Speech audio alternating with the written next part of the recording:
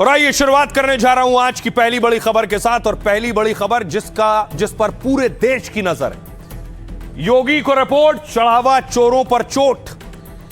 दरअसल पहली तस्वीर आपको राम मंदिर की दिखाऊं, आज भी देखिए वही आस्था, वही लोगों का जुड़ाव और लगाव ये आज की है। राम मंदिर में आज भी हजारों की भीड़ थी। चढ़ावा चोरी की खबर के बावजूद, दान के बावजूद उसी आस्था और उत्साह के साथ भक्त और श्रद्धालु पहुंच रहे हैं।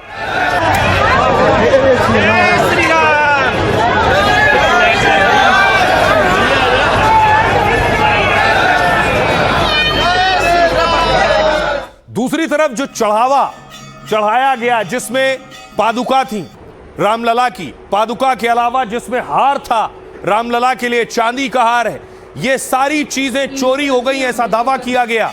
जिन्होंने ये चढ़ाया था वो दावा कर रहे हैं कि उनकी ये चीजें दोबारा दिखी नहीं, किसी को रसीद नहीं दी गई। उसमें हार भी शामिल है, चरण पादुका भी शामिल है और चांदी की ईंट भी शामिल है। 60 किलो की चांदी की ईंट, ये सब चीजें शामिल है। इस पर एसआईटी ने बाकायदा जांच की और एसआईटी ने रिपोर्ट बनाई है। लेकिन इस पर अब प्रदर्शन भी हो रहा है जगह जगह। ये तस्वीर आप देख रहे हैं, अलग अलग जगहों से तस्वीर आई। लखनऊ में आम आदमी पार्टी प्रोटेस्ट कर रही थी। पार्टी मुर्दाबाद मुर्दाबाद मुर्दाबाद। ये उन चंदा चोरों के लिए जिम्मेदार, पैसे की कमी है। चंदा चोरी बंद करो, बंद करो, बंद करो। गली गली में शोर है।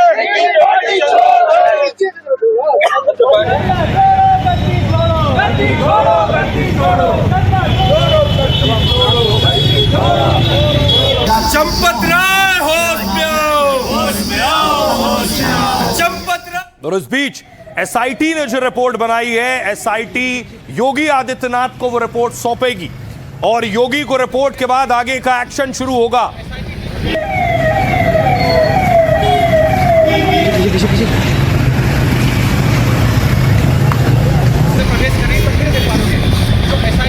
वर्षों तक मर्यादित रहते हुए हमने संघर्ष किया है।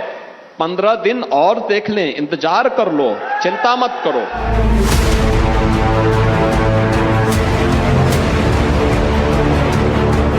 योगी की टेबल पर एसआईटी रिपोर्ट आने वाली है। चढ़ावा चोरी के गुनहगारों का सारा बही खाता योगी के सामने खुलने वाला है। चढ़ावा चोरों के नाम लेकर एसआईटी योगी के पास पहुंच गई है। अब बारी है योगी के कड़े एक्शन की। रामलला के दान का जिन्होंने हेर फेर किया, उन सब पर अब योगी का डंडा चलने वाला है। बड़े ऑर्डर से पहले योगी ने चेतावनी दे दी है। ट्रस्ट और राम मंदिर से जुड़े अधिकारियों को फरमान दे दिया है कि जब तक किसी फाइल पर फैसला नहीं होता वो अयोध्या नहीं छोड़ेंगे। यानी ऊपर से लेकर नीचे तक चढ़ावा चोरी में जो भी शामिल हैं, उन सब पर योगी की गाज गिरने वाली है। और आइए आपको बताऊं, जो एसआईटी ने रिपोर्ट बनाई है उस रिपोर्ट में क्या कुछ तथ्य हो सकते हैं, क्योंकि एसआईटी ने लगभग 2 हफ्ते तक जांच की है इस मामले में। क्या कुछ मिला है एसआईटी को, देखिए जरा। एसआईटी की रिपोर्ट तैयार हो गई। एसआईटी की रिपोर्ट यह कहती है, एसआईटी ने राम मंदिर में चढ़ावा चोरी पर शुरुआती रिपोर्ट बना ली है और एसआईटी ये रिपोर्ट लेकर सीएम योगी के पास पहुंची। एसआईटी को कई अहम सबूत मिले हैं जो 150 पन्नों की रिपोर्ट में हैं। एसआईटी ने 6 दिन तक मंदिर परिसर और आरोपियों के घर की जांच की है। एसआईटी ने 150 लोगों से पूछताछ की है। 2 करोड़ बरामद होने की भी खबरें आई। चेतावनी दी कि ट्रस्ट से जुड़े अधिकारी कर्मचारी अयोध्या छोड़कर ना जाएं। यानी एसआईटी ने कहा जितने लोग अयोध्या में हैं वो अयोध्या ना छोड़ें जो ट्रस्ट से जुड़े। फिलहाल एसआईटी की जांच में कुछ बड़े चेहरों पर सवाल उठे, जैसे चंपत राय। पहला नाम चंपत राय का है। राम जन्मभूमि तीर्थ क्षेत्र ट्रस्ट के महासचिव हैं। राम जन्मभूमि आंदोलन के बहुत अहम चेहरों में से एक हैं। चंपत राय मंदिर की ऑडिट समिति के अध्यक्ष भी हैं और मंदिर में बैठक और सभी तरह के आयोजन वही देखते हैं। उन पर करोड़ों के हेरफेर और गड़बड़ी के आरोप लग रहे हैं। विपक्षी पार्टियां और कई संतों ने उन्हें हटाने की मांग की है। एसआईटी ने चोरी की जांच के दौरान चंपत राय से पूछताछ की। चंपत राय ने कहा मंदिर का इंटरनल ऑडिट चल रहा था, ऑडिट में कोई संदिग्ध बात नहीं मिली है, एसआईटी जांच कर रही है। अगला नाम देखिए किसका है, राम शंकर यादव उर्फ टिन्नू यादव। पहले चंपत राय के ड्राइवर थे, फिर करीबी सहयोगी हो गए। अयोध्या लखनऊ में करीब 50 करोड़ की संपत्ति है इनके पास। आरोप है कि मंदिर के चढ़ावे की चोरी में ये शामिल रहे। मंदिर में वीआईपी एंट्री से गिनती तक में उनका दखल होता है। दावा है कि एसआईटी ने उनके घर से सोना बरामद किया है। एसआईटी ने 6 दिन में टिन्नू यादव से कई बार पूछताछ की। टिन्नू ने कहा, मेरा चोरी या हेरफेर से कोई लेना देना नहीं है, मैंने तो टेम्पो चलाकर और बचत करके कुछ पैसे जमा किए। अगला नाम देखिए कौन है। एक और बड़ा नाम है डॉक्टर अनिल कुमार मिश्रा का। राम जन्मभूमि तीर्थ क्षेत्र ट्रस्ट के सदस्य हैं। मंदिर प्राण प्रतिष्ठा में मुख्य यजमान बनाया गया था इन्हें। मंदिर में सभी तरह के प्रशासकीय काम यही देखते थे। टिन्नू यादव ने दावा किया कि कैश का काम मिश्रा जी देखते थे। एक पूर्व इंजीनियर ने 40% कमीशन लेने का आरोप लगाया। एसआईटी ने डॉक्टर अनिल मिश्रा से कई राउंड पूछताछ की है। एक और नाम गोपाल राव का। राम जन्मभूमि तीर्थ क्षेत्र ट्रस्ट के विशेष आमंत्रित सदस्य हैं। कर्नाटक के रहने वाले गोपाल राव मंदिर में निर्माण में अहम भूमिका रही। राम मंदिर से जुड़ा पूरा प्रबंधन उनके जिम्मे रहता। दर्शन और आरती पास की व्यवस्था वही कराते हैं। गोपाल राव चंदे के पैसों की गिनती के प्रभारी भी थे। चढ़ावे के पैसे और सोना चांदी में हेरफेर के आरोप लगे।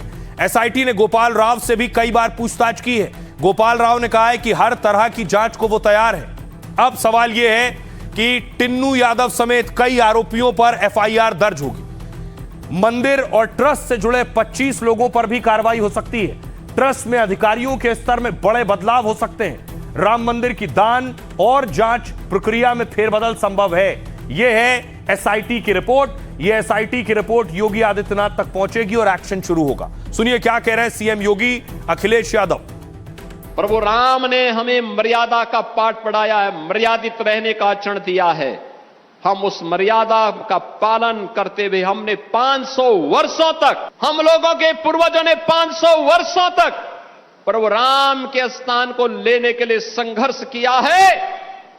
500 वर्षों तक मर्यादित रहते हुए हमने संघर्ष किया है।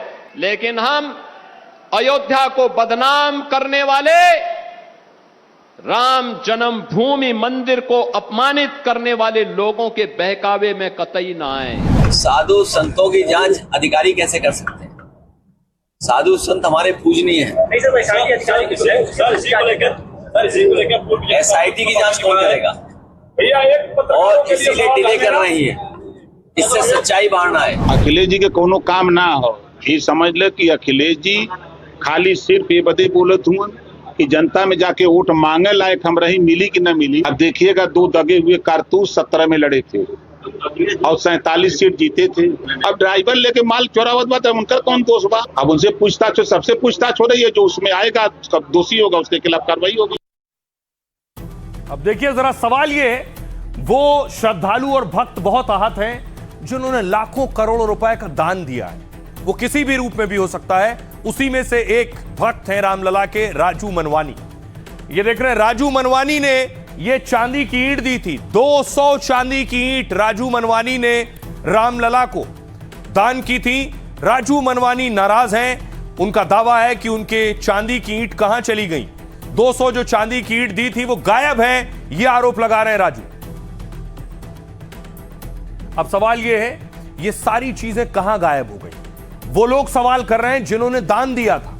देखिए क्या क्या है इस फेहरिस्त में। सबसे पहले 200 किलो चांदी की ईंट। राम मंदिर से चांदी की 200 ईंट गायब होने के आरोप है। विश्व सिंधी सेवा संगम ने गंभीर आरोप लगाए और दान की हुई 200 किलो चांदी पर जवाब भी मांगा है। 2021 में 200 किलो चांदी की ईंट दान की गई थी। मौजूदा वक्त में इसकी कीमत 5 करोड़ रुपए से ज्यादा है। दावा है कि सिंधी सेवा संगम को दान की कोई रसीद नहीं मिली। 60 किलो चांदी की शिलाएं, रामलला को दान में 60 किलो चांदी की शिलाएं भी मिली थी। लेकिन खबर है कि एसआईटी को जांच में चांदी की शिलाएं नहीं मिली। उत्तर भारत ज्वेलर्स संगठन के अध्यक्ष अनुराग रस्तोगी के पास रसीद है। देश भर के ज्वेलर्स से 10 से 20 ग्राम कर 60 किलो चांदी जमा की गई थी, लेकिन करीब 1.5 करोड़ रुपए की चांदी गायब होने से हड़कंप मच गया। हार और चरण पादुका भी गायब है। रामलला को दान में मिला हीरे से जड़ा एक हार गायब है। जौनपुर के एक श्रद्धालु ने इसे करोड़ों में मुंबई में बनवाया था और फिर टिन्नू यादव के जरिए रामलला को उपहार दिया गया था। श्रद्धालु को दी गई सोने की एक चरण पादुका भी गायब है जो श्रद्धालु ने दी। दावा है कि पादुका 1 किलो सोने और 7 किलो चांदी से बनी थी। एसआईटी ने राम मंदिर के पुजारी से हार और चरण पादुका पर पूछा। पुजारी ने कहा दोनों रामशंकर यादव उर्फ टिन्नू यादव को लौटा दी थी। एसआईटी ने दोनों कीमती चीजों पर टिन्नू यादव से भी सवाल किया है। टिन्नू यादव ने सोने के गहनों को गलाकर ईंट बनाने की बात कही है। कहा गहने रखने का काम केडी तिवारी देखते हैं और उन्हें बताया था कि केडी तिवारी के पास न सोने की ईंट मिली न कोई रसीद चढ़ावे में मिली। सोने चांदी के कई गहने चोरी होने का दावा है जो चढ़ावे में दिया गया। चर्चा है कि एक सोने की गदा और कई कीमती रामशिलाएं गायब है। दान पात्र से कैश सबसे ज्यादा चोरी और हेरफेर यहीं से होने का आरोप है। सपा ने दान पात्र से 7.5 करोड़ रुपए की चोरी के आरोप लगाए। आम आदमी पार्टी ने 200 करोड़ से ज्यादा चोरी होने का दावा किया है। मंदिर से जुड़े कर्मचारियों के पास से काफी कैश मिला है। कर्मचारियों के घर और उनकी निशानदेही पर 2 करोड़ बरामद होने की भी बात कही गई है। सुनिए जरा क्या कुछ कह रहे हैं वो भक्त जिन्होंने 200 चांदी की ईंट सौंपी है। राजू मनवानी को सुनिए। 200 किलो चांदी डोनेट की आदरणीय चंपत राय जी के अयोध्या के परिसर के अंदर ही दिल्ली में उनसे मुलाकात आई थी। उन्होंने अयोध्या बुलाया तो 26 जनवरी को हम सब लोग जाकर के 200 किलो चांदी उनको भेंट की। मतलब आपको रसीद भी नहीं दी गई है? जी नहीं, रसीद वगैरह हमें कुछ नहीं है और कहाँ यूज़ किया गया है वो भी पता नहीं है। तो हमारे सब भाइयों के फ़ोन आने लगे कि भाई आजकल टीवी के ऊपर ये जो सब कुछ चल रहा है तो क्या हमें पता चलेगा कि हमारी 200 किलो चांदी कहाँ गई।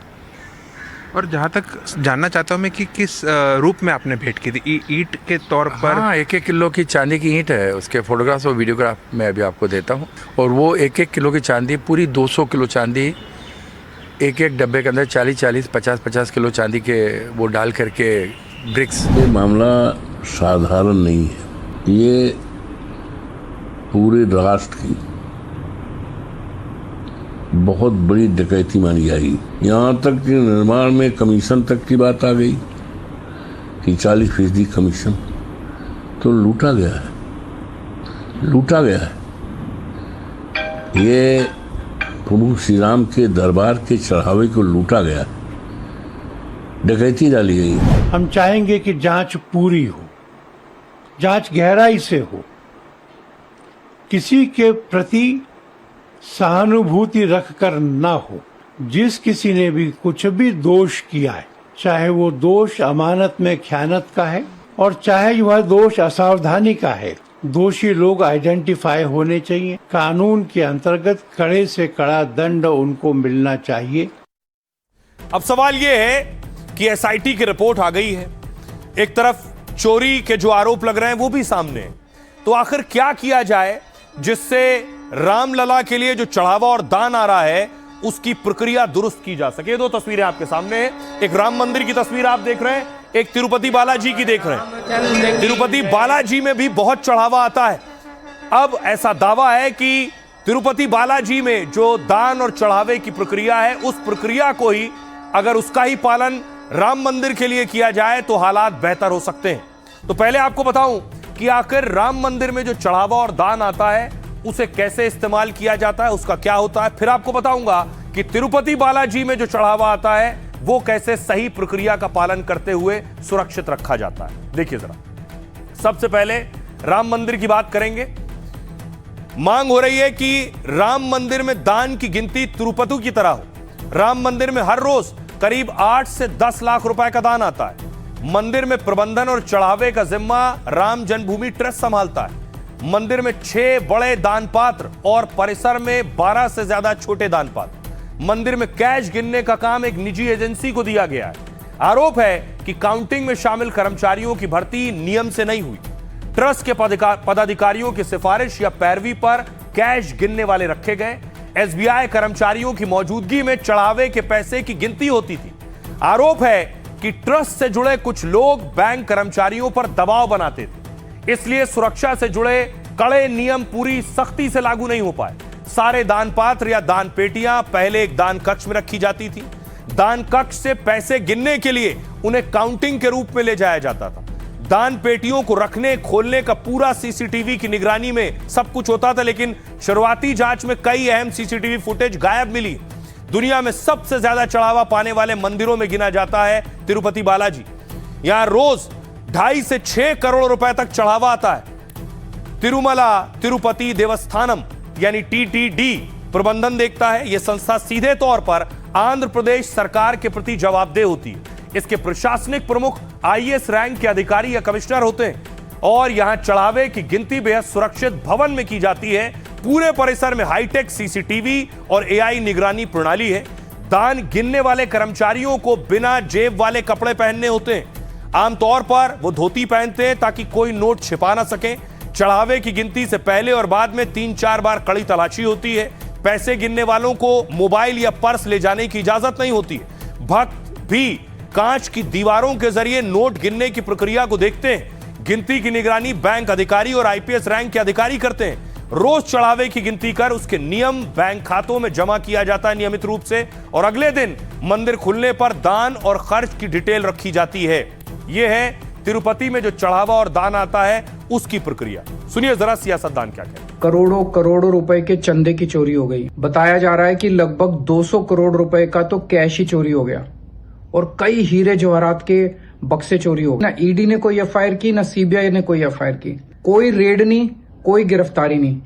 कह रहे हैं बहुत बड़े बड़े नाम शामिल हैं। कार्रवाई हुई तो सरकार भी गिर सकती है। आरोप लगा है एसआईटी का गठन हुआ, एसआईटी जांच कर रही है। हम सब लोगों को जांच रिपोर्ट आने की प्रतीक्षा करनी चाहिए और जांच एजेंसी को अपना काम करने देना चाहिए शांतिपूर्वक। पैसा कहाँ गया? 1-2 रुपए का मामला नहीं है। 1-2 रुपए का मामला हो सब समझ में आता है। पैसा कहाँ गया पता नहीं कितना है। आस्था का केंद्र बिंदु है, वहाँ बहुत सालों में करोड़ों लोग जाते हैं। इसमें जांच चल रही है। जो भी दोषी होगा उनके ऊपर कार्रवाई जरूर होगी। कि चोरी हुई है और बड़े पैमाने पर चोरी हुई है। था कि चोरी में जो लोग संलिप्त हैं, जो इसमें शामिल हैं, उनके खिलाफ प्रभावी कार्रवाई की जानी चाहिए। मुझे लगता है कि उत्तर प्रदेश की सरकार और उत्तर प्रदेश के मुख्यमंत्री जानबूझ करके गुनहगारों को बचाने की कोशिश कर रहे हैं। एसआईटी गठित करने के बाद जब एसआईटी ने ये निष्कर्ष निकाल लिया कि चोरी हुई है, तो मैं समझता हूं दोहरा मापदंड नहीं होना चाहिए। एक अपराधी के साथ जो व्यवहार होता है उसी तरह से जो लोग उसमें शामिल हैं उनके खिलाफ कठोर कार्रवाई होनी चाहिए। जिसने भी इस तरीके का पैसा खाया है, इससे बड़ा पाप कुछ हो नहीं सकता। जांच में जो आएंगे उनको बख्शा नहीं जाएगा, उनके खिलाफ सख्त एक्शन लिया जाएगा। पर बेबुनियादी सवाल उठाएंगे और अगर जांच में उतना नहीं आता है तो फिर इनको भी इतने स्तर से नीचे जाके ऐसे आरोप नहीं लगाने चाहिए। तो अब राम मंदिर में जिन्होंने चंदा चोरी की है उनकी खैर नहीं है, बात सच है। और जल्द ये तस्वीर भी साफ हो जाएगी जिन्होंने ये हरकत की है उन पर क्या एक्शन हो रहा। खबरों में आगे बढ़ते हैं, आपको लिए चलता हूं बिहार। भरत तिवारी का एनकाउंटर या फिर मर्डर, अब ये सवाल उठ रहे हैं। भरत तिवारी कौन है? यह है तस्वीर। पिछले कई दिनों से बिहार में सबसे बड़ा बवाल भरत के नाम पर हो रहा है। भरत के हाथ में आप पिस्टल देख रहे हैं। भरत का तारुफ आपसे कराऊं उससे पहले देखिए जरा भरत क्या करते थे और कैसे उनका एनकाउंटर हुआ। एक तस्वीर सामने आई जिसमें दावा किया गया भरत पुलिस पर फायरिंग कर रहे हैं। देखिए जरा, पुलिस की जीप नीचे खड़ी है।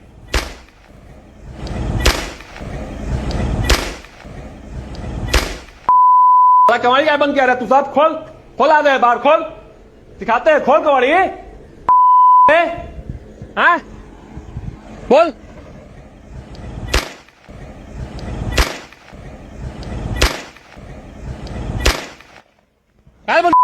पागल, खोल दरवाजा आ रहे बाहर, खोल। अभी तू सक आके मारेंगे, अभी तेरा एनकाउंटर है, चल खोल। आप देख रहे हैं पुलिस सामने खड़ी और भरत छत से ललकार रहे हैं और पुलिस पर गोली भी चला रहे हैं। खोलना कवड़िया, खोल। क्या बन गया रे? और उसके बाद देखिए क्या हुआ। जो दूसरी तस्वीर सामने आई वो ये, सामने पुलिस थी और भरत ठीक सामने, और उसके बाद पुलिस पर फायर करने का आरोप लगा। तस्वीर देखिए और भरत ये वीडियो भरत ही बना रहे हैं। हट हट, पागल है। हट हट।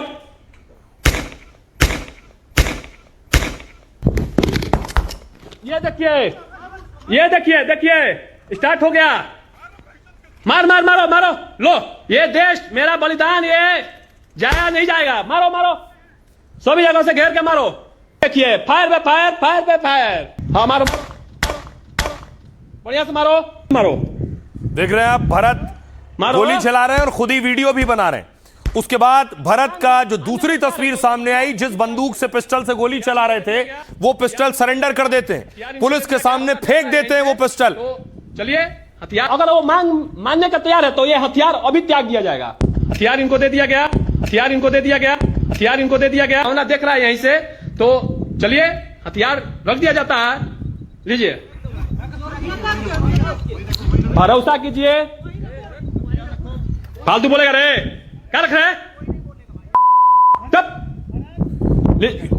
फेंक दे।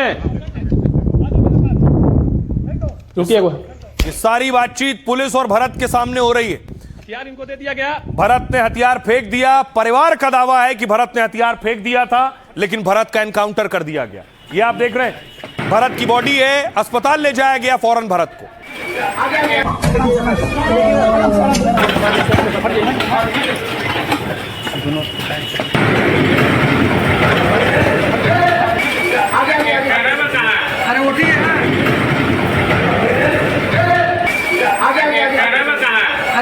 और उसके बाद भरत के परिवार ने, भरत की बहन ने हत्या का आरोप लगाया कि जानबूझकर सटाकर गोली मारी गई। एक गोली इनके देह से निकल, 5 गोली इनके देह सटा कर मारा है भैया, सटाकर पार्ट्स पे मारा गया। उनके 5 गोली पार्ट्स मारे, एक गोली इनके देह से निकल के अंदर से निकल के बाहर गया है और 4 गोली इनके अंदर है।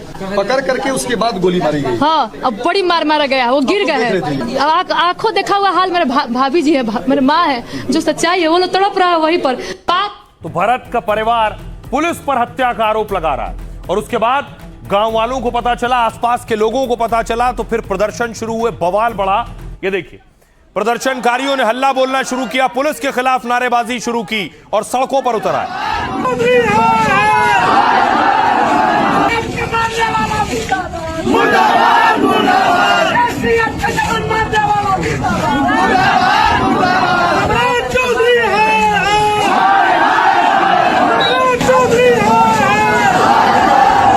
और उसके बाद सम्राट चौधरी तक भी ये बात गई, सीएम तक। सीएम ने वो तस्वीरें भी देखी जब भरत तिवारी भी गोली चला रहा था पुलिस पर। नहीं कर रहा है। मैं अभी सवेरे से चिंतित था कि मेरे ही पुलिस वाले को कोई हथियार दिखा रहा है और पुलिस कार्रवाई नहीं कर रहा है। को गिरफ्तार भी कर लिया गया, उसको मानसिक आरोग्य का जो हॉस्पिटल उसमें भर्ती करने का काम किया जाए, लेकिन जो अपराधी है उसको तो बिहार छोड़ना होगा, उसको कोई रोक नहीं सकता है।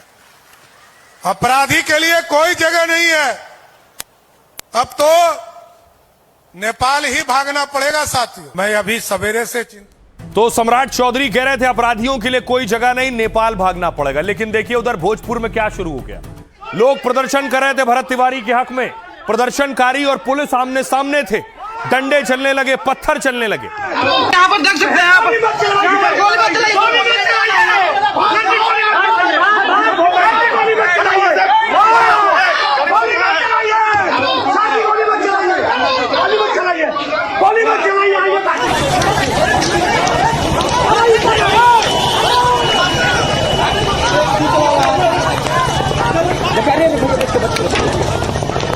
पुलिस ने प्रदर्शनकारियों को खदेड़ा है और लाठियां चलाई।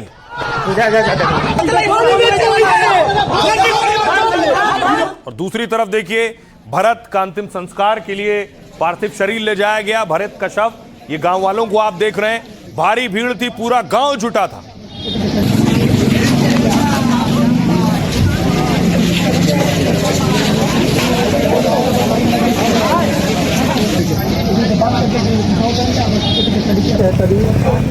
दूसरी तरफ पुलिस और प्रदर्शनकारी आमने सामने हैं। प्रदर्शनकारी पुलिस के आगे बहस कर रहे हैं, पुलिस से भिड़े हुए हैं। ये तस्वीरें सामने आ रही हैं कि लोग आरोप लगा रहे हैं कि पुलिस ने जान के मारा है भरत तिवारी को। तो हमारे जिससे रक्षा होने वाला है वही भक्षक हो जाए तो हमारे पास क्या व्यवस्था है, कहाँ जाएंगे?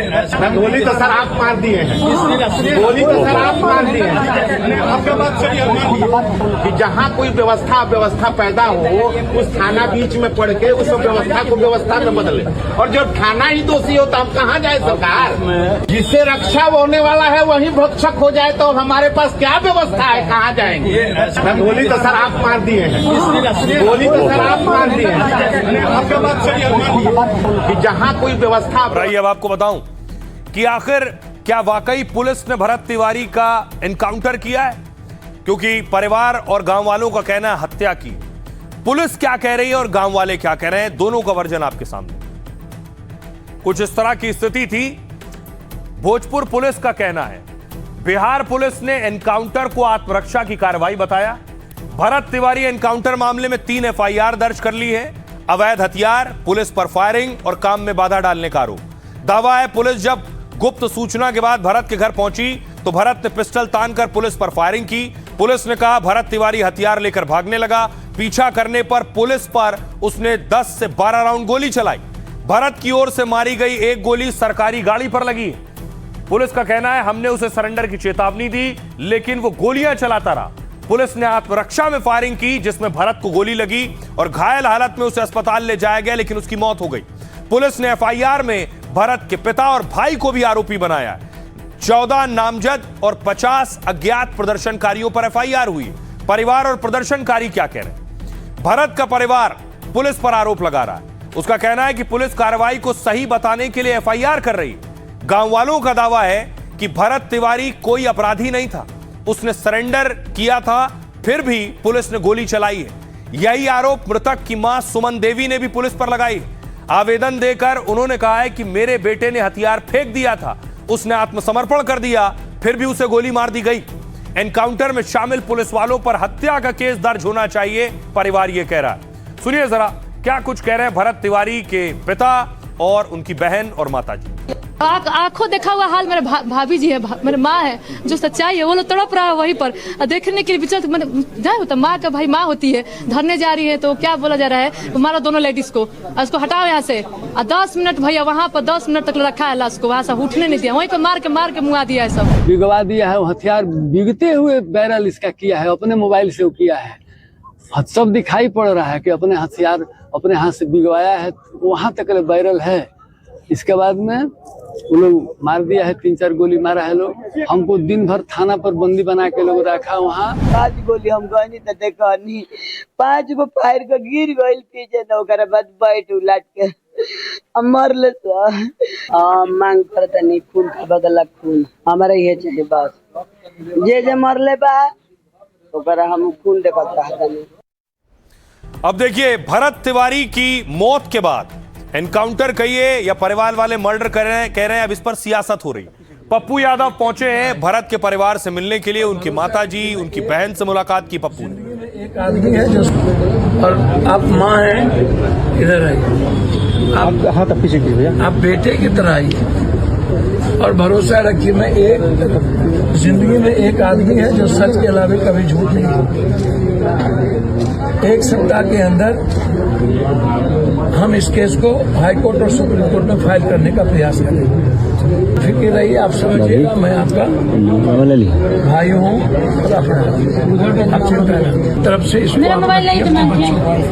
मेरे तरफ से सुनिए,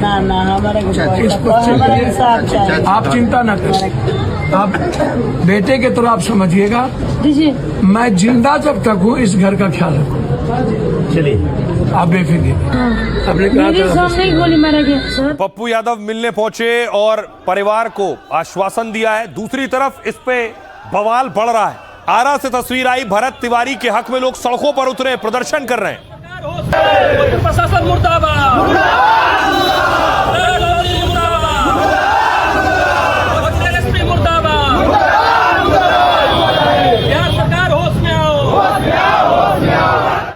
अब देखिए जरा भरत तिवारी के एनकाउंटर के बाद अब इस पर सियासत शुरू हो गई और सियासतदान सवाल उठा रहे हैं। तेजस्वी यादव प्रेस कॉन्फ्रेंस कर बिहार में कानून व्यवस्था पर सवाल उठाए। कहा बिहार पुलिस ने भरत तिवारी का फेक एनकाउंटर किया है। राज्य में कई जगह पुलिस फर्जी एनकाउंटर कर रही है, कई बार जाति देखकर भी एनकाउंटर किए जा रहे हैं। अभिषेक मनु सिंघवी कांग्रेस नेता कह रहे हैं अगर कोई नागरिक कैमरे पर सरेंडर करता हुआ दिखाई देता है और बाद में एनकाउंटर में मारा गया तो सरकार को जवाब देना होगा। सच्चाई के लिए मामले में सभी तथ्यों को सामने लाना बेहद जरूरी है। सभी लोगों के लिए कानून का ईमानदारी से पालन होना चाहिए। अश्विनी चौबे बीजेपी नेता कह रहे हैं भरत तिवारी शोषित, पिछड़े और वंचितों की मजबूत आवाज थे और वीडियो में साफ दिख रहा है कि उन्होंने सरेंडर कर दिया था, जिसके बाद पुलिस द्वारा उन्हें गोली मार देना पूरी तरह गलत है। लोकतंत्र को शर्मसार करने वाली घटना पर अमित शाह संज्ञान लें। गुप्तेश्वर पांडे को आप जानते होंगे, पूर्व डीजीपी बिहार के। उन्होंने कहा सरेंडर करने के बाद किसी को गोली मारना सीधा मर्डर है। फर्जी एनकाउंटर के जिम्मेदार पुलिस अफसरों पर एफआईआर होनी चाहिए। सम्राट चौधरी ने कहा भरत तिवारी एनकाउंटर की न्यायिक जांच के आदेश दिए। भरत तिवारी एनकाउंटर की न्यायिक जांच का ऑर्डर है। कहा 17 जून को हुई मुठभेड़ की स्वतंत्र और निष्पक्ष जांच कराएंगे। हाईकोर्ट के रिटायर्ड जज की देखरेख में यह जांच होगी ताकि घटना की निष्पक्ष और पारदर्शिता से पड़ताल करना है। सुनिए जरा क्या कुछ कह रहे हैं इस पर सियासतदान। पूरे बिहार में लॉ एंड ऑर्डर ध्वस्त हो चुका है, लेकिन पुलिस का गोली केवल निर्दोषों की छाती पे चलता है। जो बड़े बड़े अपराधी हैं, गुंडे हैं, उनको संरक्षण दिया जाता है। सम्राट चौधरी जी बार बार कहते हैं कि जो क्रिमिनल हैं या तो बिहार छोड़े और नहीं तो फिर वो रुक जाएंगे। पुलिस के सामने कोई अगर पिस्टल लहराता हो तो मानसिक रूप में अगर विक्षिप्त होगा तो पहले ही से उसको ब्रेक लेना चाहिए था। तो ऐसी स्थिति में अगर पुलिस अपना एक्शन लेती है, मेरे समझ से तो उचित है, वो गलत है। जितने मंत्री बोले हैं कि ये सरकार सिस्टम ने गलत किया, तो या तो फिर मंत्रिमंडल से वो इस्तीफा दे दे गलत किया तो, या नहीं तो सरकार इस्तीफा दे दे। और यदि गलत इनकाउंटर हुआ तो इसको शहीद कर दीजिए, आप कह दीजिए अपराधी नहीं था, और इस परिवार को कम से कम 1 करोड़ रुपया दीजिए। पिस्तौल फेंका, अब पुलिस ने वो पिस्तौल को ले लिया। ये पिस्तौल उसने पुलिस की तरफ फेंका कि ले लीजिए पिस्तौल। अब पुलिस ने वो पिस्तौल ले लिया। उसके बाद ये निहत्था हो गया। अब बोला कि हमको ले चलिए। तब उसके बाद फिर गोली मारते हैं। ये हत्या है। जो गोली मारा उस पर हत्या का कार्रवाई होना चाहिए। एफआईआर हो, फौजदारी मुकदमा हो, गिरफ्तार हो। पुलिसकर्मी के द्वारा ये पूरी तरह से और पूरी तरह से अन्यायपूर्ण और यह एक अत्याचार और एक योजनाबद्ध षड्यंत्र के तहत उसकी हत्या की गई है। लोगों के मन में इस तरह के डिसीजन को लेकर कोई डाउट है तो उस डाउट को भी एड्रेस किया जाना चाहिए। बताना चाहिए कि कौन सी परिस्थिति थी, कैसे हुआ, इस पर भी जवाब जनता अगर चाहती है तो देना चाहिए। तो एनकाउंटर पर सियासत भी हो रही है। सियासतदान भी नफा नुकसान के हिसाब से सवाल उठा रहे हैं या बचाव कर रहे हैं। लेकिन भरत की कुछ तस्वीरें देखिए, उसके बाद आप खुद तय करिए कि क्या सही था क्या गलत। एक तस्वीर है, पुलिस वाला खड़ा है सामने अफसर, और सामने भरत के हाथ में पिस्तौल है और पिस्तौल लेकर पुलिस से बात कर रहा है। आगे चलिए और आगे चलिए, वहां बात होगा, द्वार पर चलिए, चलिए सबको दिखने दीजिए, बोलिए, आगे चलिए और आगे चलिए, वहां बात होगा, द्वार पर चलिए, चलिए सबको दिखने दीजिए। एक और तस्वीर भरत की आपको दिखाता हूं, जिसमें देखिए पुलिस को धमका रहा है। पुलिस वाले खड़े हैं, उनको धमकी दे रहा है, निकल जाओ यहां से, आतंकवादियों के सामने भाग खड़े होते हो।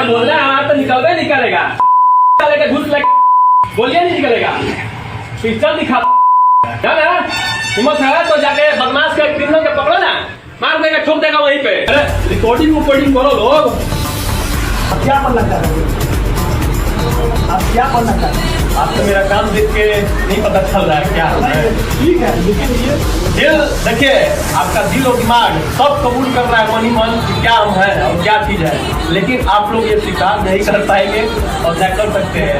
मन सब कह रहा है कि हम क्या है। आप सुन रहे हैं पुलिस से किस तरह से भरत तिवारी बात करता था। एक और तस्वीर दिखाऊं, भरत का वीडियो। भरत रील बनाने का भी शौकीन था, हाथ में पिस्तौल है और भरत रील बना रहा के साथ कार्य करता है, भ्रष्टाचार करता है, हमारे देश में बाधा उत्पन्न करता है, वो पूरे के पूरे सिस्टम को तबाह करके रख दूंगा मैं। ना वैसा सिस्टम रहेगा और ना ऐसा कार्य होगा। कुछ भी हो, हमारा दुश्मन ही सही ना, लेकिन अच्छा कार्य करता हो तो उससे भी कुछ सीखना चाहिए। वहां पे कोई भी नेता मंत्री या अधिकारी पाया जाता है भ्रष्टाचार में तो उसको तुरंत सजाए मौत दे दिया जाता है। तुम तब तो याद मुझे नहीं दे दोगे। तो मेरा यह संकल्प है, जितने भी ऐसे मक्कार लोग हैं, गद्दार लोग हैं, देशद्रोही लोग हैं, सबको समाप्त कर दूंगा आने वाले समय में धीरे धीरे। अगर जीवित रहा तो, और नहीं भी रहा तो मेरा ये तो अब बलिदान व्यर्थ नहीं जाएगा, ये तो तुम सब भी जानते हो। देश में जितने भी ऐसे लोग हैं, नहीं हो पा रहा कुछ, तो मुझे एक बार मौका ऐसा दे के देखा जाए, और नहीं दिया जाएगा तो मेरे पास तो भविष्य में क्या पता जीवित अगर रह गया तो कभी ना कभी तो मौका मिल ही जाएगा। आप सभी को मैं बताता हूँ, समाज के असामाजिक लोगों से लड़ रहा हूँ, समाज के घटिया लोगों से, प्रशासन में, सरकार में जितने भी साला छपरा छपरी सब है सबसे लड़ रहा हूँ के साथ कार्यकर्ता। तो ये भरत तिवारी के कुछ वीडियो हैं, कुछ रील हैं जो सोशल मीडिया पर वायरल हैं। अब आपको बताऊं भरत तिवारी कौन थे जिस पर इतना बवाल मचा है, क्यों गांव वाले हजारों लोग भरत के साथ आकर खड़े हो रहे हैं, यह भी एक बड़ी बात है। जिसका एनकाउंटर हुआ उसका पूरा नाम भरत भूषण तिवारी है। भरत तिवारी बिहार के भोजपुर जिले का रहने वाला था। परिवार के साथ शाहपुर थाने के बिलौटी गांव में रहता था। परिवार के मुताबिक भरत तिवारी साइंस ग्रेजुएट था। दावे के मुताबिक उसने बीएससी पास कर लिया था और वो ग्रेजुएशन के बाद नौकरी की तलाश करने लगा, लेकिन जब नौकरी नहीं लगी तो समाज सेवा करने लगा। बिलौटी के गांव वाले भरत को समाज सेवक बता रहे हैं। उनका दावा है कि भरत अक्सर लोगों की मदद करता था। कहना है कि वो बाढ़ पीड़ितों की आवाज उठाता था। भरत की मां ने कहा वो बाढ़ पीड़ितों के लिए काम कर रहा था, लेकिन मां के मुताबिक उसकी बात प्रशासन पुलिस ने नहीं सुनी। दावा है कि इसी के बाद उसने बगावती तेवर अपनाए और सिस्टम के खिलाफ भरत ने हथियार उठा लिया, लेकिन पुलिस तो भरत को मानसिक विक्षिप्त बता रही है। इस पर परिवार वालों ने कहा कि भरत बिल्कुल ठीक था।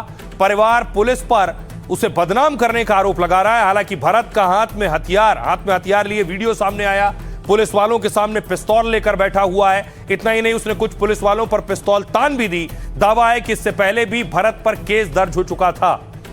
तो ये भरत का तारुफ सुनिए जरा, उनके पिता क्या कह रहे हैं और स्थानीय लोग क्या कह रहे हैं। वहां पर लोगों घेर करके इसको काउंटर कर दिया, और हमको कहने का मतलब है कि ये कौन सा अपराधी है।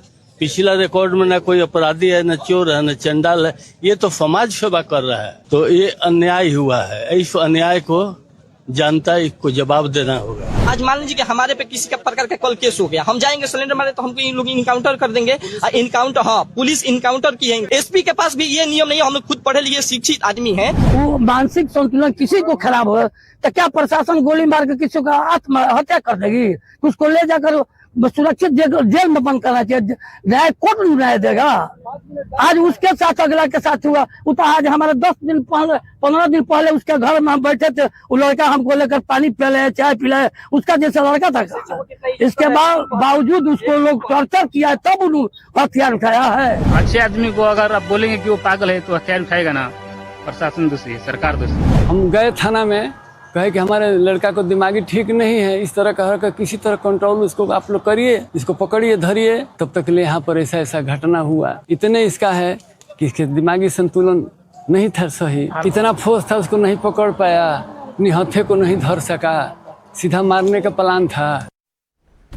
और भरत तिवारी का एनकाउंटर मामला अब सुप्रीम कोर्ट तक पहुंच गया है।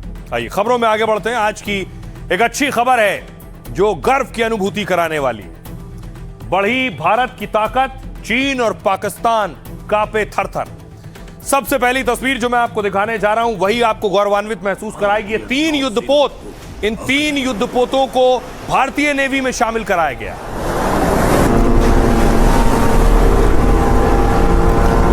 भारतीय नौसेना को अग्रणी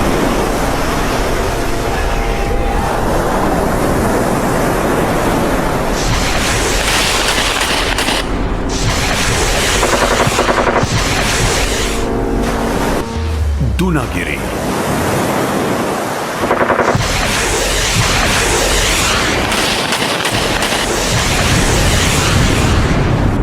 is Sanshottak, the Navy's latest survey vessel.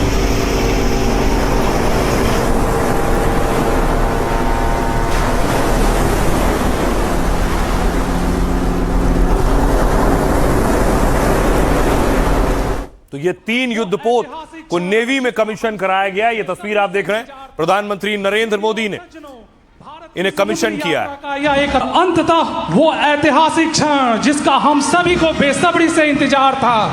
देवियों और सज्जनों, भारत की समुद्री यात्रा का यह एक अत्यंत गौरवशाली पल है। भारतीय नौसेना के 3 महाबली युद्धपोत आपके समक्ष प्रस्तुत हैं। स्वागत कीजिए आईएनएस दूनागिरी, आईएनएस संशोधक, आईएनएस अग्रय। और उसके बाद प्रधानमंत्री कोलकाता में थे, नेवी ने सलामी दी, नौसैनिकों ने सलामी दी। ये वो तस्वीर है।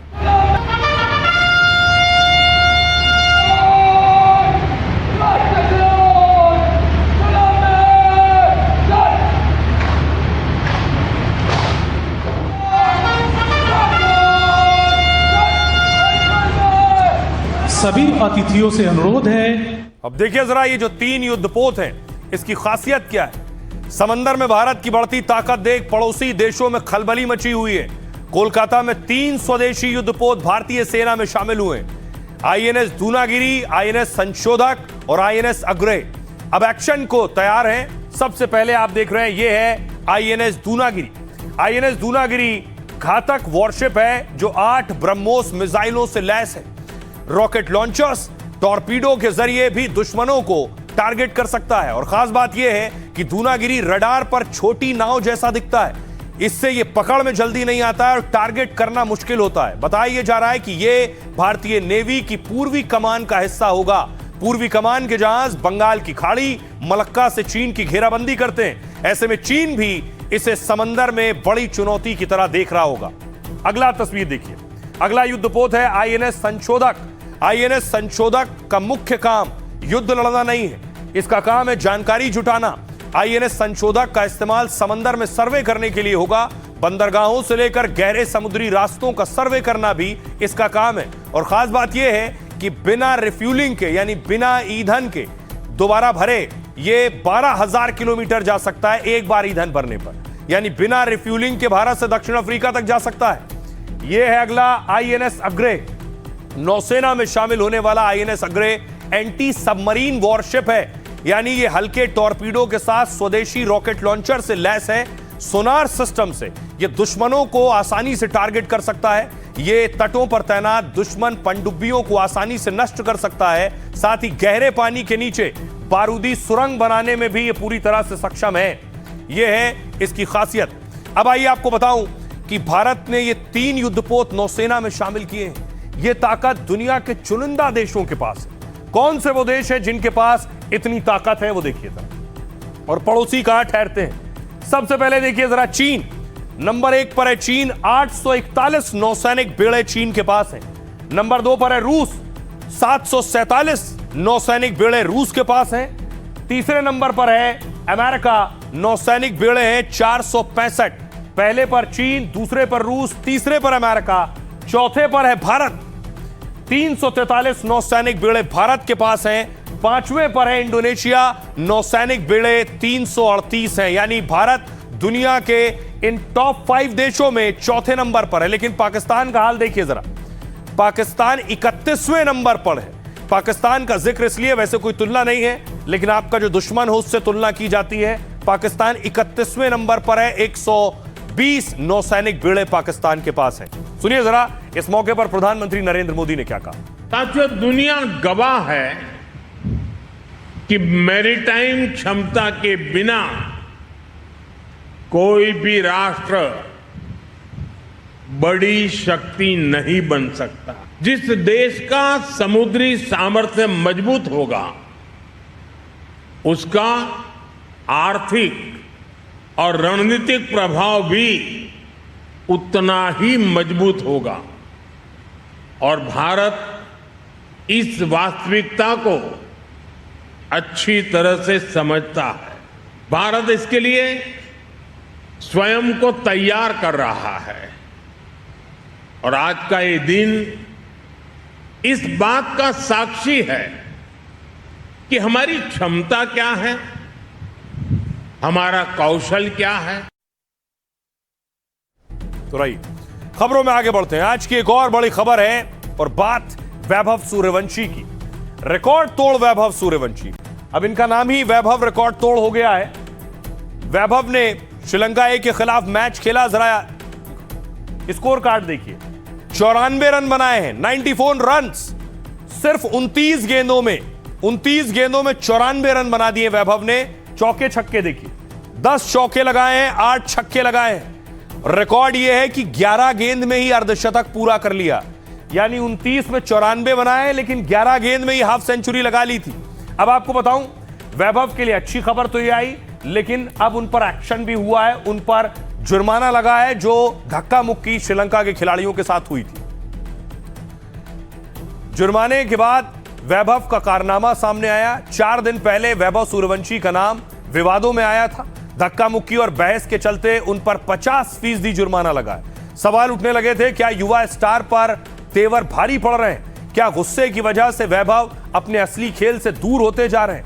क्योंकि श्रीलंका में वैभव के बल्ले से एक हाफ सेंचुरी तक नहीं निकली थी। सवाल और आलोचनाओं पर वैभव चुप रहे, जवाब दिया बल्ले से। फाइनल मुकाबले में वैभव ने मानो रनों का विस्फोट कर दिया। 15 साल के वैभव ने पहले 11 गेंदों में हाफ सेंचुरी का रिकॉर्ड बनाया। 50 ओवर के मैच में किसी बल्लेबाज की यह सबसे तेज हाफ सेंचुरी थी, और फिर 8 छक्कों के सहारे 29 गेंद में ही 94 रनों की पारी खेली। वैभव की पारी के दम पर भारत श्रीलंका ए को हराकर चैंपियन भी बन गया। प्लेयर ऑफ द मैच बनने के बाद वैभव बोले, लोग सोचते हैं मुझे वनडे का पता नहीं, लेकिन मैं 50 ओवर के बहुत मैच खेल चुका हूं। ऐसे थोड़ी यहां पहुंचा हूं, कोलंबो से कोलकाता और पटना तक फिर वैभव की चर्चा शुरू होने लगी है और उन्हें अब सीनियर टीम में भी शामिल होने की मांग होने लगी। बैटिंग किया वैभव ने और वेरी फर्स्ट बॉल से वो उन्होंने अपना इंटेंट और एग्रेशन मेंटेन रखा हुआ था, और जितने भी उनको लूज बॉल्स मिले उन्होंने उसको कन्वर्ट किया रन्स में। और पहला तो रिकॉर्ड उन्होंने तोड़ा युवराज सिंह का, जो 11 बॉल पे 11 बॉल पे 50 रन्स का है। तो उसमें उन्होंने 5 छक्के 5 चौके मारे, और जिस अंदाज से आज वो बैटिंग कर रहे थे, लग रहा था कि वो क्रिस गेल का, शायद क्रिस गेल का ही रिकॉर्ड है 30 बॉल्स में 100 का, तो वो भी आज टूट जाएगा। बट समहाउ वो स्ट्रोक मिस टाइम हो गया। लेकिन जिस लहजे में वैभव बल्लेबाजी कर रहे थे, बहुत ही शानदार बल्लेबाजी थी। पर आइए खबरों में आगे बढ़ते हैं। अब आपको लिए चलता हूं जंग के मैदान में। एक तरफ बात हो रही है, बोली हो रही है, दूसरी तरफ गोली और गोला चल रहा है। शांति, दूसरी तरफ गोली। ये तस्वीर आप देख रहे हैं, स्विट्जरलैंड की तस्वीर है, जहां अमेरिकी उपराष्ट्रपति जेडी वेंस और शहबाज शरीफ पहुंचे शांति वार्ता के लिए ईरान और अमेरिका के बीच।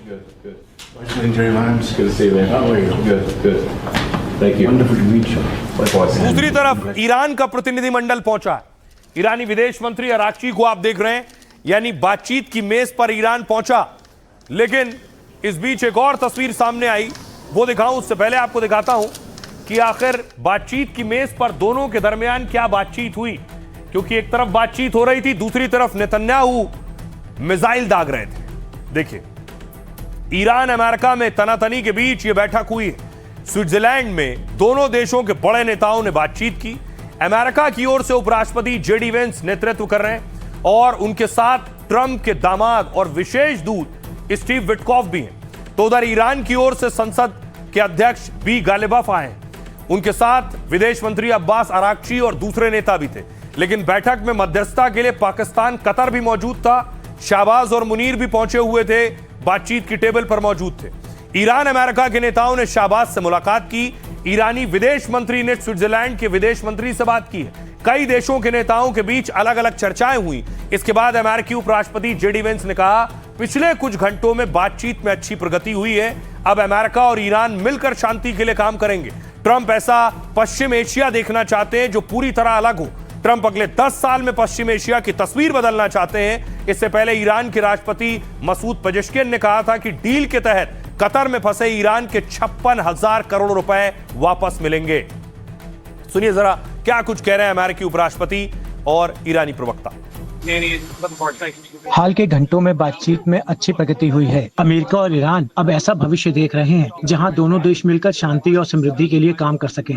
बातचीत सही दिशा में आगे बढ़ रही है। राष्ट्रपति डोनाल्ड ट्रंप चाहते हैं कि ईरानी जनता के साथ रिश्ते में नया अध्याय शुरू हो। राष्ट्रपति ट्रंप के नेतृत्व और उनकी सोच ने पश्चिम एशिया में कूटनीतिक समाधान का रास्ता खोला है। ट्रंप ऐसा पश्चिम एशिया देखना चाहते हैं जो अगले 10 साल पहले के मुकाबले पूरी तरह अलग हो। अंतिम समझौते के लिए बातचीत शुरू होना 5 खास प्रावधानों को लागू करने पर निर्भर है। इनमें मेमोरेंडम का पहला पैराग्राफ भी शामिल है, जो लेबनान समेत सभी मोर्चों पर युद्ध रोकने से जुड़ा है। हम जानते हैं कि इस प्रावधान को लागू नहीं किया गया है। अमेरिका ऐसा करने में या तो असमर्थ रहा है या अनिच्छुक, चाहे वजह जो भी हो, और जायोनी शासन लेबनान में अपने वादों का उल्लंघन करता आ रहा है। आज की बातचीत में यही मुख्य विषय होगा। अब दिलचस्प ये है कि एक तरफ अमेरिका और ईरान बात कर रहे हैं, दूसरी तरफ इजराइल गोले दाग रहा है। देखिए, जब स्विट्जरलैंड में शांति की बात होने लगी, तब भी इजराइल लेबनान में बमबारी कर रहा है। इजरायली सेना ने युद्ध विराम के बाद भी हमले नहीं रोके, जिससे लेबनान में करीब 7 लोगों की मौत हुई है। लेबनान की सरकारी समाचार एजेंसी एनएनए के मुताबिक इजरायली सेना ने लेबनान के पश्चिमी बेका इलाके में मौजूद सोहमोर कस्बे पर भयानक हवाई हमले किए। इस अचानक हुए हमले ने पूरे इलाके में तबाही मचाई है। दावा यह है कि 7 लोगों की मौके पर ही मौत हो गई है, जबकि मरने वालों का आंकड़ा अभी और बढ़ सकता है। डील के बावजूद हुए हमलों में 20 से ज्यादा मौत हो चुकी है, क्योंकि नेतन्याहू अपनी सेना को रोकने में का नाम नहीं ले रहे हैं। फिलहाल उनका कहना है कि हिजबुल्लाह के खात्मे तक लेबनान पर हमले जारी रहेंगे, लेकिन डील के बावजूद हो रहे हमलों से ईरान भड़क गया है। अब होगा यह कि दावे के मुताबिक ईरान ने हॉर्मुज स्ट्रेट बंद कर दिया, जिससे फिर दुनिया में तेल संकट का खतरा मंडराने लगा है। तो ट्रंप ने ईरान को हिजबुल्लाह पर लगाम लगाने को कहा है कि लेबनान में हिजबुल्लाह की गतिविधियां तुरंत रोकी जाएं। अगर ईरान ने ऐसा नहीं किया तो अमेरिका फिर हमला करेगा। हालांकि अब अमेरिका ने दावा किया कि हॉर्मुज खुल चुका है। इस बीच अमेरिकी राष्ट्रपति ने सोशल मीडिया पोस्ट में कहा, अगर 60 दिन में समझौता नहीं हुआ तो हॉर्मुज में टोल लगा सकते हैं, ताकि मिडिल ईस्ट में सुरक्षा पर हुए अमेरिकी खर्च की भरपाई हो सके। सुनिए जरा क्या कुछ कह रहे हैं इजरायली सेना और मैक्रोन। रात के दौरान अब तक आईडीएफ ने बेका, नबाते और अन्य इलाकों में हिजबुल्लाह के 100 से ज्यादा ठिकानों पर हमले किए हैं। इन हमलों में हमने दर्जनों आतंकवादियों को मार गिराया। हमने जबरदस्त हमले किए और जरूरत पड़ने पर ये हमले जारी रहेंगे। राजनीतिक स्तर पर होने वाले समझौते से जुड़ी हर बात राजनीतिक नेतृत्व का मामला है। हम अपने निर्देशों के अनुसार काम करना जारी रखेंगे। लेबनान के मामले में मैं कहूँगा, नेतन्याहू को जिम्मेदारी और समझदारी दिखानी चाहिए। तौर पर मुझे लगता है कि प्रधानमंत्री नेतन्याहू के पास अभी कोई ठोस नीति नहीं है। उन्होंने सुरक्षा के मामले में असल नतीजे हासिल किए हैं। उन्होंने मौजूदा खतरों से अपने देश की रक्षा की है। गाजा में उन्होंने जो किया उससे मैं शुरू से ही सहमत नहीं था। दक्षिणी लेबनान में जो नीतियां हैं वो लंबे समय से इजराइल के हितों के खिलाफ हैं, क्योंकि इनसे इलाके के सभी लोगों के बीच नाराजगी और हिंसा बढ़ती है। नेतन्याहू ये नहीं समझ पाए कि हॉर्मुज कोई मामूली मुद्दा नहीं है, ये कहानी का मूल है। जैसे ही अमेरिका में ईंधन की कीमतें बढ़ने लगी, ट्रंप का ध्यान इजराइल की ओर नहीं रहा। उनका ध्यान कांग्रेस चुनावों और अपने राजनीतिक आधार पर केंद्रित हो गया, जो इस युद्ध से नफरत करता था। तो इसलिए दुनिया ये उम्मीद कर रही है कि नेतन्याहू रुकेंगे तभी ये जंग रुकेगी, वरना ईरान का कहना है अगर नेतन्याहू लेबनान पर हमले नहीं रोकते हैं तो फिर हम मजबूर होंगे जवाबी कार्रवाई के। बहरहाल आज के लिए इतना ही। आप अपना और अपनों का बहुत बहुत ख्याल रखिए। रुक रहे हैं एक छोटे से ब्रेक के लिए।